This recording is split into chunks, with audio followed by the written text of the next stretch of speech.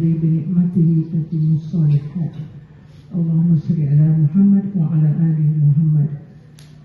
Syukur dipanjatkan kehadrat Allah Subhanahu wa taala atas izin dan kehendaknya, maka kami hadir di sini hari ini atas keizinannya, dan kami dapat bersama-sama dengan masyarakat Cianjur di sini.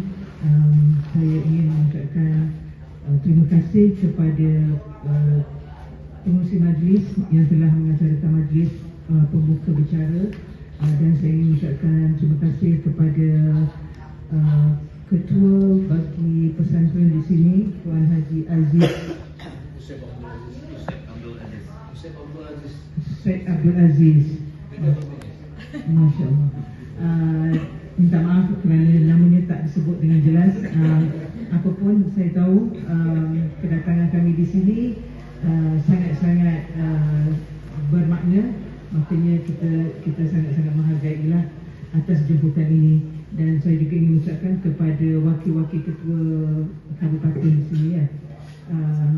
Selamat datang, dan kami juga ingin mengucapkan terima kasih kepada Asrar Humanity atas kerjasama ini buat pertama kali, dan kita mengharapkan akan berterusan selepas ini insyaAllah. Dan berbesar-besar terima kasih kepada Bro Aidit yang telah banyak membuka jalan kepada PIKDM untuk berada di sini, untuk bersama-sama dengan Asrar Humanity, Al-Kausar dan masyarakat Cianjur khususnya. Untuk makluman, saya selaku pengurusi PIKDM, Pertubuhan Ilmu Kebajikan Dakwah Malaysia, kita telah menubuhkan PIKDM ini selama lebih kurang pada tahun 2019 hingga ke hari ini, lebih kurang 4 tahun. Tapi saya telah memulakan kerja NGO ini sudah agak lama. Saya bermula dengan lain NGO, saya bermula solo, dan akhirnya saya dan tim form PIKDM atas satu tujuan dan satu matlamat. Dan Alhamdulillah tertubuhnya PIKDM ini kita lebih jelas dengan matlamat kita. Teras kita adalah ilmu, kebajikan dan dakwah. Kita pentingkan ilmu, sampaikan ilmu, bantu mereka yang tidak diberi perhatian dari segi ilmu. Kebajikan, kita bantu dari segi kebajikan pada masyarakat terpinggir, tersisih dan terpencil yang jarang mendapat perhatian. Dan dakwah, kita sampaikan dakwah di samping kita memberi kebajikan dan pengisian ilmu, kita selitkan dakwah, dan dakwah tidak tiada sempadan. Ia di mana-mana boleh kita sampaikan dengan kita adakan wakil-wakil kita di seluruh dunia melalui cara bagaimana kita taja madrasah-madrasah. Kita ada di Malaysia, kita ada di Sabah, kita ada 2-3 madrasah yang kita taja. Satu madrasah kita taja 13 guru sepenuhnya untuk 4 cawangan dan 4 kampung untuk mengajar fardu ain dan mereka-mereka yang buta Al-Quran. Guru-guru ini perlu ada sedikit gaji untuk memberi sokongan kepada mereka untuk meneruskan kerja-kerja dakwah dan mujahadah itu berterusan. Makanya kita bantu dari segi itu, kita adakan gaji untuk mereka setiap bulan. Dan kita juga ada taja 30 anak murid di Sekolah Tafiz Al-Farid di Beluran Sabah, yang itu kita taja murid yang tidak mampu bayar tak banyak, lebih kurang 100 satu bulan. Dan kita juga ada taja 8 guru di Mahat Tafiz Quran Awal Ulu di Tawau, yang itu kita taja 8 guru untuk kelas mingguan, di mana di situ terlalu ramai pelajar yang mahukan ilmu Al-Quran, makanya mereka tak dapat nak menampung, terpaksa buat kelas hujung minggu dan terpaksa bayar sedikit upah untuk guru yang mengajar. Makanya mereka minta kerjasama dari kita PIKDM untuk sumbang. Jadi kita sumbang di situ. Itu adalah sumbangan tetap. Dan kita ada madrasah PIKDM di Nigeria. Kita bina bermula dengan masjid, lepas tu kita bina sekolah, lepas tu kita bina asrama, dan kita akan gajikan guru di situ, dan ada lebih kurang 4 guru yang mendapat gaji secara tetap. Dan kita telah bina lebih kurang hampir 170 perigi di Nigeria.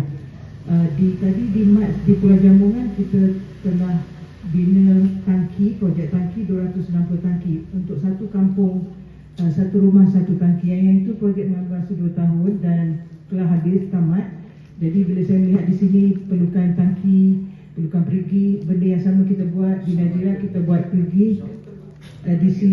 di Sabah kita buat tangki. Jadi di sini perlukan perigi dan tangki. Dia dekat di hati kami sebab kita, nanti saya jelaskan tentang bagaimana kita dapatkan dana.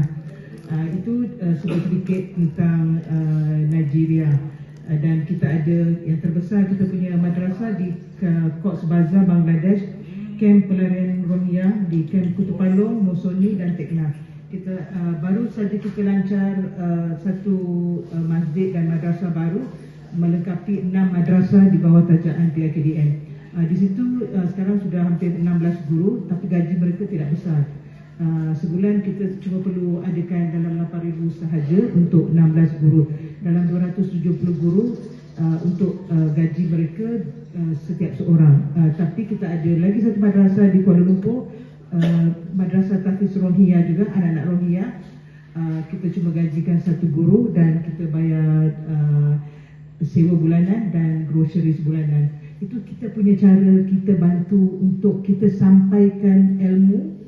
Cara begitu sebab kita adalah barisan di belakang tabir yang tak mampu nak melakukan kerja dakwah.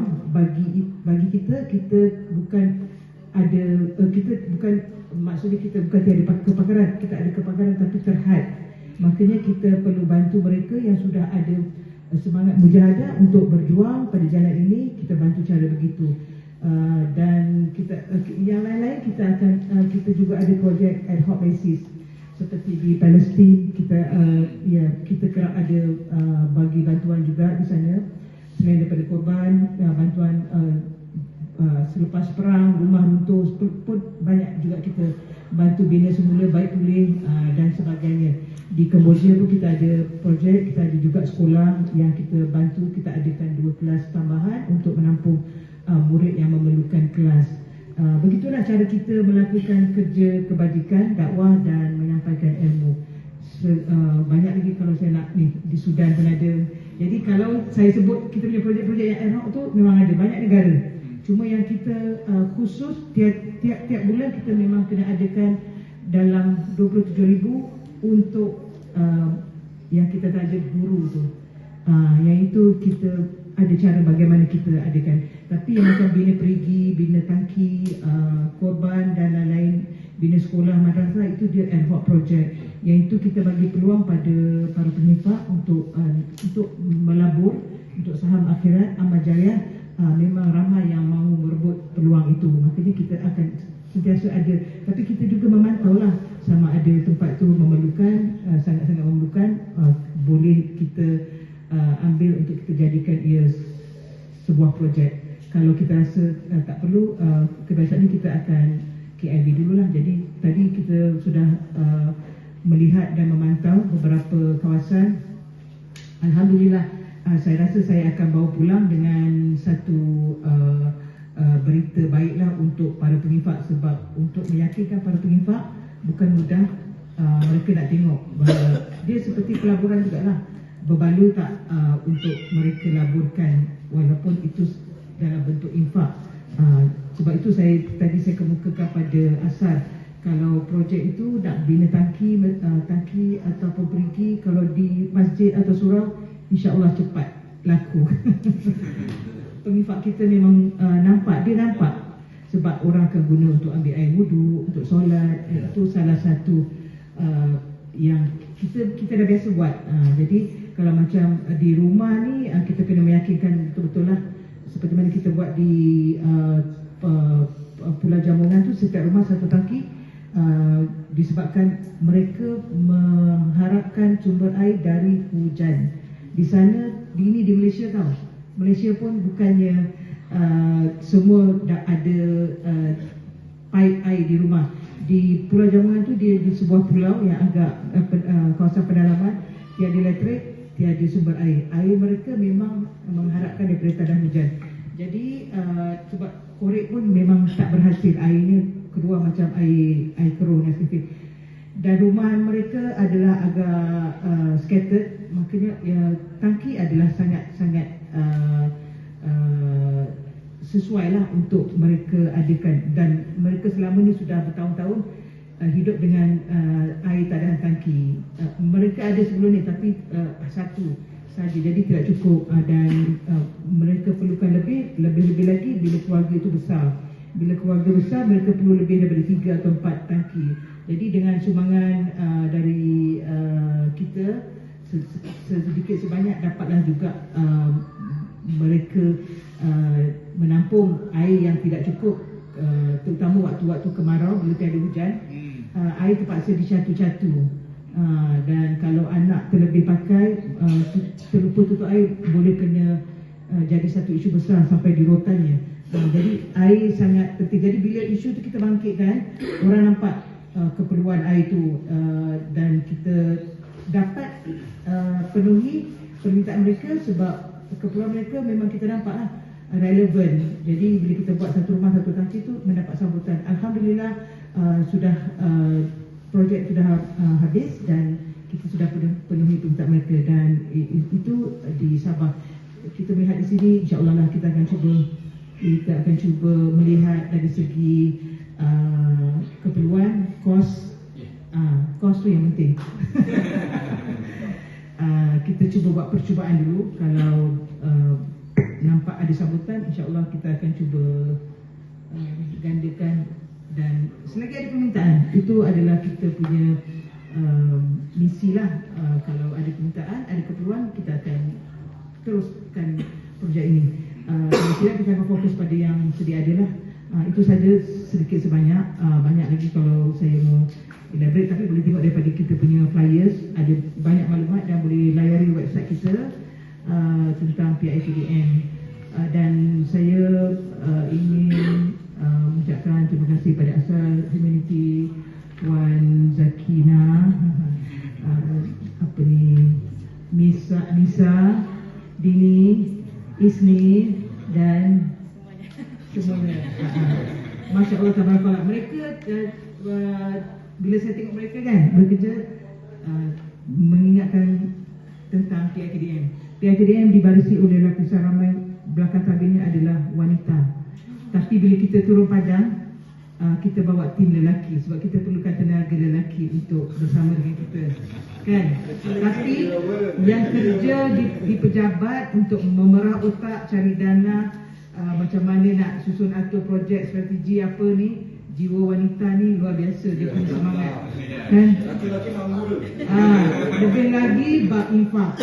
Kita macam mana tadi saya cakap, macam mana kita dapatkan dana, saya tak ada cerita.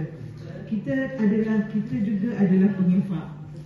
Kita adakan satu grup untuk sama-sama kita dana, dan kita sama-sama berkongsi. Jadi maknanya di sini kita bukan NGO yang 100% kita harapkan daripada orang lain. So kita melatih diri kita juga menginfak semampunya. Tak mampu, kecil besar. Dan di situ kita melihatlah semua yang kita lakukan ini pelaburan untuk selepas mati. Tiada jaminan di dunia ini, harta tak boleh bawa ke mati, dan setinggi mana pun ilmu kamu, satu hari nanti ilmu itu akan ditinggalkan, anak, harta semua akan ditinggalkan. Apa yang kamu akan bawa, itulah yang kita pegang, kan, hadis yang orang yang sudah mati itu mau hidup kerana mau bersedekah. Jadi itulah kita motivasikan pada penyifat kita, peluang-peluang untuk kita menanam saham akhirat. Dan apa yang mereka buat ini, saya tahu orang-orang yang terpilih je. Tak semua orang nak buat kerja NGO ni. Kerja penat, kerja yang menuntut pengorbanan, banyak perlu dikorbankan. Saya pun dah lama, saya pun sudah usia pun saya tak tahu sampai berapa lama saya boleh berada di dunia ini, tapi saya sudah inilah pelapis-pelapis. Kita mulai dari kita. Ya, Masya Allah, tabarakallah. Alhamdulillah. Jadi kita melihat sebagai peluang untuk kita bekerjasama di sini pula, insya-Allah. Saya sudahi dengan Jazakumullahu khairan, barakallahu fikum. InsyaAllah kalau ada rezeki kita jumpa lagi di 4 dan 11 September. InsyaAllah. Tim PIKDM ada bahagiannya, tim Bravo ada bahagiannya. Kita bekerjasama dengan Asal Humanity. Gabungan ini sebenarnya pun Allah punya kerja. Dia pertemukan kita untuk bersama untuk bantu masyarakat Singapura. Ya, betul. Amin, amin ya rabbal alamin. Saya sudahi ya. Assalamualaikum warahmatullahi wabarakatuh.